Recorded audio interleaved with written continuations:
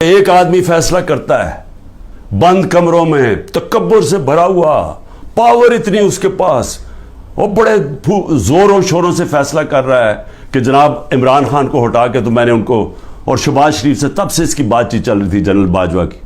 اب تو آج خواجہ آصف کا بیان آ گیا کہ ابھی ایک سال میری گورنمنٹ کو نہیں ہوا تھا، وہ کہتا تب سے سوچ رہا تھا کہ اس کو گرانے کا۔ بھئی تمہیں اس کی حیثیت کیا تھی؟ الیکٹ کر کے میں آیا ہوں، پبلک کے ووٹ سے میں آیا ہوں، ذمہ داری میری ہے، لیکن اس نے فیصلہ کر لیا۔ اور یہ یاد رکھیں کہ یہ جو آج ہو رہا ہے یہ ملک کے ساتھ، یہ سب سے بڑا جنرل باجوہ اس کا ذمہ دار ہے۔ سب سے اہم کیس تھا، یعنی 3 ہفتے کے لیے برطانیہ کی ساری اخباروں کی وہ ہیڈ لائنز تھا، اور وہ اس کی جو کیس کی جو پروسیڈنگز تھی وہ شام کو ہر ٹیلی ویژن چینل کی ہیڈ لائنز تھی۔ بڑا امپورٹنٹ، انگلینڈ کا سب سے بڑا کھلاڑی تھا اس وقت، اور میرے اوپر انہوں نے کیس کیا ہوا تھا۔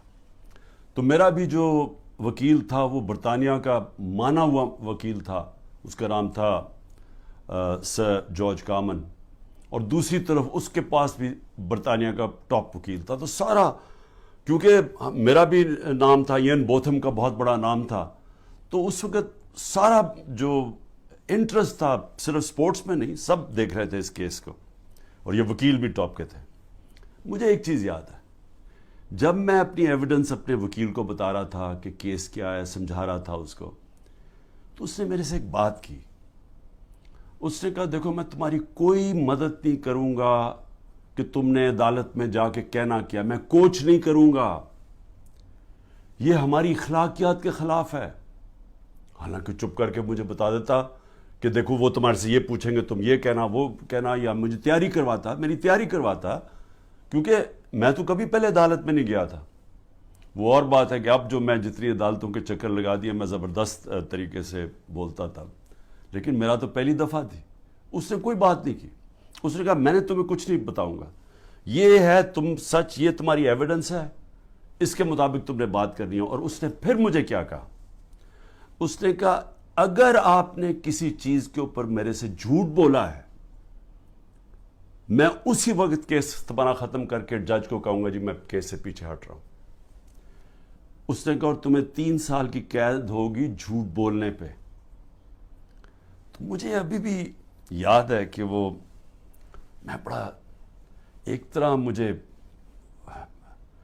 عجیب لگا کہ یہ اتنا اسٹرکٹ رولز ہیں یہاں کے، لیکن مجھے تو تب تک تو میں کافی دیر برطانیہ میں پڑھ بھی چکا تھا، میں کرکٹ کھیلتا تھا، تو میں صرف آپ کو سمجھا رہا ہوں کہ ان کا اخلاقی معیار کیا تھا اور ان کا انصاف کا نظام کیا تھا، کہ عدالت کے اندر جا کے تم نے سچ بولنا ہے، تب تک میں تمہارے ساتھ کھڑا ہوں۔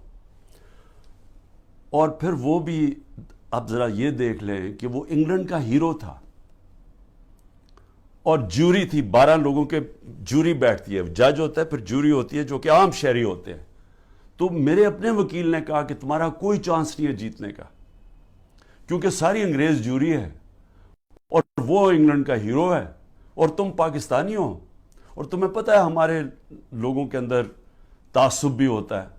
تو کہتا تمہاری جیتنے کی کوئی چانس نہیں، بلکہ اس نے مجھے کوشش کی کہ تم کیس نہ ہی پیسے باہر آؤٹ آف کورٹ سیٹلمنٹ کر لو، لیکن میں نے کہا میں حق پہ کھڑا ہوں، میں لڑوں گا کیس۔ اس نے کہا تمہاری صرف 20% چانس ہے، اور یہ یاد رکھیں کہ اگر وہ میں کیس ہار جاتا تو یہ جو میں نے اپنا لنڈن کا فلیٹ بیچ کے میں یہ بنی گالا کا گھر بنایا، یہ سارا کچھ ہی چلا جاتا، کیونکہ وہ اتنا زیادہ اس کا خرچہ آتا ہے۔ تو میں آپ کو آج یہ کہنا چاہتا ہوں کہ وہ معاشرے آج خوشحال، اور وہ معاشرے جدھر آج ہمارے لوگ کشتیوں میں ڈوب ڈوب کے پہنچنے کی کوشش کرتے ہیں، یعنی زندگی کا دوڑ پہ لگا کے، یعنی سمندر میں ڈوب جاتے ہیں لیکن وہ پہنچنا چاہتے ہیں ان ملکوں میں، تو اس کی وجہ یہ نہیں ہے کہ وہاں وسائل زیادہ ہیں، اس کی وجہ یہ ہے کہ وہ ہماری سے اخلاقیات پہ، ان کے مورل ویلیوز بہت زیادہ ہے، وہاں انصاف کا نظام ہے۔ جو میں بار بار میں نے تو پارٹی شروع یہ کی، وہ جب میں نے دیکھا ادھر، جو میں نے ان کے جو ملک دیکھے، تب میں نے فیصلہ کیا کہ ہم تو تباہ ہو جائیں گے، کیونکہ وہ اتنے زیادہ آگے نکل گئے ہمارے سے کہ ان کی اخلاقیات، ان کا جو امر بالمعروف ہے، ان کا وہ ہمارے نبی صلی اللہ علیہ وسلم کی جو وہ رحمت للعالمین ہے نا، جو میرے نبی کی سنت پہ چلے گا، کوئی بھی سنت اڈیپٹ کرے گا تو وہ تو ہر انسان کے لیے آئے تھے. تو انہوں نے جب کہا تھا کہ تمہارے سے پہلے بڑی قومیں تباہ ہوئیں، جدھر طاقتور جب جرم کرے تو اس کو نہ پکڑو اور صرف کمزور کو پکڑو، وہ یعنی طاقتور قانون سے اوپر ہو.